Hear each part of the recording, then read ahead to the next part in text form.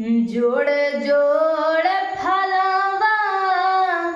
गंगा मैया घाटवा पे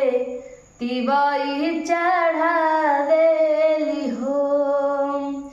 कि जोड़ जोड़ फलवा सूरज देव घाटवा पे तिवई चढ़ावेल हो